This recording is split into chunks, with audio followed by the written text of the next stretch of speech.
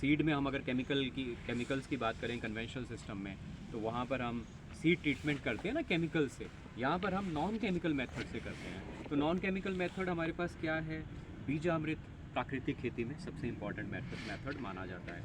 तो बीजामृत को बनाने की विधि जो है वो आप लोग यहाँ पर देख रहे हो कि किस तरह से इन्होंने गोबर डाला है, इसमें जो मसलिन क्लॉथ इन्होंने कुछ लिया है और उसके अंदर गाय का गोबर डाला है, काव यूरिन भी करेंगे इसको, फिर ये बाल्टी काएंगे और फिर उसमें से निचोड़ के जो आएगा वो बीजामृत निकल के आएगा। फिर उससे हम बीज का जो है शोधन करेंगे। बीज लेंगे और करीब जैसे 1 किलो सीड लिया आपने, तो उसके लिए हमें कितना चाहिए, कम से कम 1 लीटर बीजामृत ले आइए। तो इसके न्यूट्रिएंट्स नहीं निकल जाते? डिप करना है कि इसका सारा अर्क इसमें आ जाए पानी में। अब आपने इसको पानी में डिप कर दिया, अगर काऊ यूरिन हो तो बहुत अच्छा है, काऊ यूरिन और पानी हो तो दोनों अच्छा है। देखिए अब ये इसके अंदर काऊ यूरिन और पानी मिक्स कर दिया इन्होंने और इसको ये डिप कर देंगे इसमें, ताकि इसमें इसका अर्क निचोड़ के आ जाए, जो अच्छी चीज़ें हैं गाय के गोबर से। तो अब आपका ये इस तरह से जो है बीजामृत तैयार हो जाता है। इसको चाहें तो आप छान लें, अच्छे से स्टेबलाइज करें, कुछ टाइम के लिए इसको रखना होगा आपको, कम से कम चूना अलग से बाद में डलेगा। मग में 250 ग्राम चूने को पानी में डाल करके ओवरनाइट रखना होता है, क्योंकि वो काफ़ी गर्म होता है। नहीं भी है चूना तो भी चलेगा, बगर बुझा है। हाँ बगर बुझे उसमें भी हाँ एक पाव को 1 लीटर पानी में ओवरनाइट रखते हैं। उसमें भी सावधानियां रखनी है कि चूना आपको अच्छा हो, ऐसा ना हो कि केमिकल कुछ उसमें मिला दिया हो। बकेट में डालना है बैग में? ये आपको ऐसे डिप करना है, उसको अलग चूना से इज लाइम, बाद नॉट में लाइम। दोनों सॉल्यूशन को मिक्स कर देना है। वो पाउडर फॉर्म होंगे ना लाइम की, फिर इसको पानी में घोलेंगे। हाँ, ये अलग से इसको घोलना ओवरनाइट, इसको भी ऐसे ही छोड़ देना ओवरनाइट, उसके बाद दोनों सॉल्यूशन को मिक्स कर देना। पाउडर के बाद पानी डाल देते हैं, वो बुझा हुआ चूना होता है। जब वो चल रहा है ना क्वेश्चन मत पूछा करो बीच में, वो वीडियो के बीच में क्वेश्चन आ गया, वो सारा टॉपिक भटक गया हमारा। Okay sorry sir. मैम आप तो जवाब दे रहे ये क्या डाल रहे हैं? अब इन्होंने चूना डाला चूना है ना? चूना या राख ठंडा कर रहे हैं ना क्या इसको? आपके पास चूना नहीं है तो यू कैन टेक अप, मेरे ख्याल में राख का भी ट्राई कर लीजिए, एक बार देखिए क्या होता है। ये बुझा हुआ दैट चूना इज आल्सो एल्केलाइन काफी। नहीं, ये बुझा हुआ नहीं, ये बुझा हुआ है। जगा हुआ है। ठंडा करके इसको ना ओवरनाइट भिगोएंगे। तो अभी पूरी रात भी खाएंगे। सर इसको डायरेक्ट भी तो डाल सकते हैं बाल्टी में या नहीं? डायरेक्ट नहीं डालेंगे, हीट है ना वो उसकी निकल चुकी है। इतना ज़्यादा टाइम नहीं है तो कर दो, मिक्स भी करते हैं। अभी थोड़ी क्यों डाला जाता है ये तो किसी ने पूछा ही नहीं। बताइए मैम क्यों डाला था इसमें, प्लीज टेल मी। लाइम का क्या रोल है इसमें? बताओ बताओ बताओ। मैम इसको थोड़ा अल्कलाइन, ठीक है, इसका पीएच क्या है? 8 है, 8 है इसका। यूरिन मिला हुआ है सर, तो काऊ यूरिन का 8 होता है। तो गौमूत्र का आज सबने रट लिया है, वाह। तो इसको आप न्यूट्रल की तरफ लेके आ रहे हो। तो इट मीन्स जो भी आप चीज़ डाल रहे हो एसिडिक डाल रहे हो, तभी न्यूट्रलाइज होगा। तो न्यूट्रलाइज करने के लिए नींबू भी तो डाला जा सकता है। ट्राई कीजिएगा और भी अच्छा होगा मेरे हिसाब से।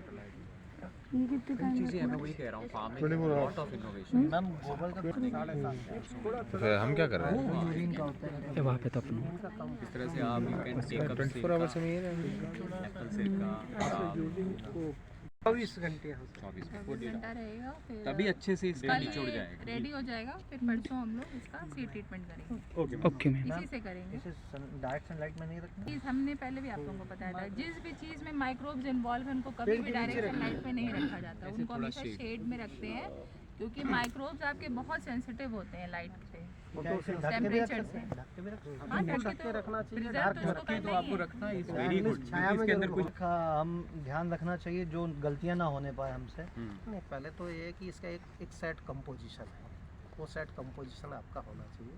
गोबर, गौमूत्र और बेसन। है ना, और उसके साथ पानी, 10 लीटर पानी में 1 लीटर गौमूत्र मिलाना है और 1 पाव चूना, चाहे तो उसको 1 लीटर पानी में 1 पाव में डिसॉल्व करके ओवरनाइट रख लीजिए। और 1 किलो की जो है आप थैली लीजिए, थैली में 1 किलो डाल दीजिए क्या गोबर ताज़ा हो, गोबर ताज़ा हो, काऊ यूरिन भी फ्रेश हो और चूना बुझा हुआ हो।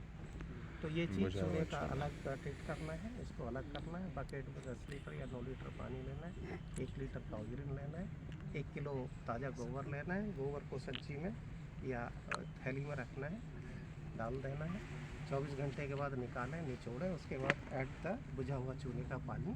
देन एंड देन आपको जो है फार्म इनपुट से हाँ, है, पर ये natural ये farming समझ में, बढ़े तो हाँ, बढ़े तुरंत- विचार। तुरंत बढ़ा बनाओ, तुरंत use है ना? करने वाला concept तो आपके दिमाग में पहले आपका नॉलेज होना चाहिए कि आप क्या कर रहे हो और उसमें किसकी ज़रूरत पड़ेगी और उसके अकॉर्डिंगली आपको जो है प्लानिंग करना है। कोई भी ऐसा फॉर्मुलेशन जिसमें आप गौमूत्र डालते हैं ना, अगर आप उसको लॉन्ग टाइम तक स्टोर करेंगे तो उसमें एसिडिटी बढ़ने लगती है, फिर वो उतना इफेक्टिव नहीं रहेगा। फिर आपको उसको डाइल्यूशन की तरफ लेके जाना पड़ेगा। अगर आप उसमें वाटर डाल के डाइल्यूट करोगे कि एसिडिटी उसकी कम कर दें, तो न्यूट्रिएंट भी उसी तरह से फिर डाइल्यूट हो जाते हैं। देखिए जो फ्रेश काऊ यूरिन होता है उसको सीड ट्रीटमेंट के लिए यूज कर सकते हैं, लेकिन वही काऊ यूरिन 30 दिन पुराना हो जाएगा तो फिर उसको आप स्प्रे में इस्तेमाल कीजिए और कीटों के लिए इस्तेमाल हाँ कीजिए। पेस्टिसाइड फ्रेश को अगर आप 1 से 3% का फ्रेश का इस्तेमाल करेंगे तो उसका हार्मोनल, एंजाइमिक और विटामिन का इफेक्ट आपको ग्रोथ के लिए काम करेगा। अगर वही पुराना हो जाता है तो वही आपका रिपेलेंट का काम करेगा, कीट और बीमारियों को भगाने का काम करेगा। अगर वही 1 साल पुराना हो जाता है तो उसकी बहुत कम क्वांटिटी आप लगाइए और बैक्टीरियल ब्लाइट भी आपका चला जाएगा, रूट रॉट भी जा सकता है वो जब पानी के साथ आप लगाएं। सर जो गोबर है, ये गोबर भी इसमें फिर मतलब फ्रेश यूज करना नहीं, है? मैंने आई डिडंट टॉक अबाउट गोबर, नहीं, मैंने काऊ यूरिन की मैं बात अभी आपसे क्वेश्चन पूछ रहा हूँ कि जैसे काऊ बिल्कुल गरम गरम गोबर फ्रेश ऐसे उठा के नहीं डालना है, ठीक है? 1-2 दिन उसको रुको फिर डालो, ठीक है? एकदम फ्रेश गाय ने अभी गोबर किया है उसको वो मत नहीं करो, डालना। उससे आप गड्ढे में डालना है। आपने कुछ बना रखा है, जीवामृत बनाने के लिए टैंक है, उसके अंदर वो घुलेगा तो फ्रेश आ सकता है, आता जाएगा, उसके अंदर मिलता जाएगा और टैंक के अंदर डुबोता जाएगा।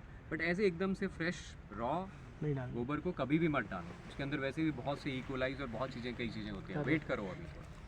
Urine we can put fresh, but देखो इसके अंदर सी नेचुरल फार्मिंग, ये कुछ कह रहे हैं, ये कुछ कह रहे हैं, मैं कुछ कह रहा हूँ, वो कुछ कह रही है, वो कुछ कह रहा है, फार्मर कुछ कह रहा है। टेक योर ओन कॉल, ठीक है? जब आप प्रैक्टिकली करोगे, आप जब प्रैक्टिकल आदमी बन जाओगे ना, take your own call, confuse नहीं होना है इसमें। स्टेबलाइज योर सेल्फ, साइंस भी धीरे धीरे समझते जाओ, माइक्रोब क्या है, टेम्परेचर क्या है, मॉइस्चर क्या है, क्योंकि आप लोग पढ़े लिखे हो। बट किसान को इतनी सारी चीज़ों को नहीं, इसलिए किसान को झटका मेथड 3 चीज़ें बताई गई कि भाई ये गाय का गोबर लाए, वो बेचारे को ये होगा कि तू गर्म लाए या ठंडा लाए या 3 दिन रख देना या मत। इन्हें देखा है अभी तक, अभी रिसर्च आएगी, वैलिडेशंस आएंगी, पैकेज ऑफ प्रैक्टिसेस बनेंगी, ये सावधानियां बरतनी है। अभी मोटे तौर पर जो आपको बताया जा रहा है उतने लिमिट दो, इतना डीप मत जाओ इसके अंदर कि एक ही जीवामृत को आप बिल्कुल खंगाल दो, मेटाबोलाइट्स, वो एंटीबायोटिक्स, ये वो, सो उसके अंदर डोंट गो डीप, ठीक है? इतना ही इसको यूज़ करके देखो फार्म पे, क्या उसका फ़ायदा हुआ वो देखो। हाँ, इन्होंने प्रैक्टिकली किया है तो इनको पूछो, इन्होंने प्रैक्टिकली किया है तो इनको पूछो, आपने किया है तो हमें बता दो, साइंस का और रिसर्च फाइंडिंग्स भी बता दो, जर्नल में कौन सी पब्लिकेशन है। ओके, ये आपका क्वेश्चन होना चाहिए। साइंटिस्ट, आपका कोई वैज्ञानिक है, जब आता है ना KVK से, उनको पूछो सर आप तो साइंटिस्ट हो, आपने प्राकृतिक खेती की है, ये बीजामृत कितनी देर रखना है, रखा कभी? कुछ रिसर्च की तो बोलो, रिसर्च की है तो it should be based on research journal publication. अपनी मर्जी से हमें ज़्यादा नहीं बोलना। आपको भी मैं यही कहूँगा कि आप भी नेचुरल फार्मिंग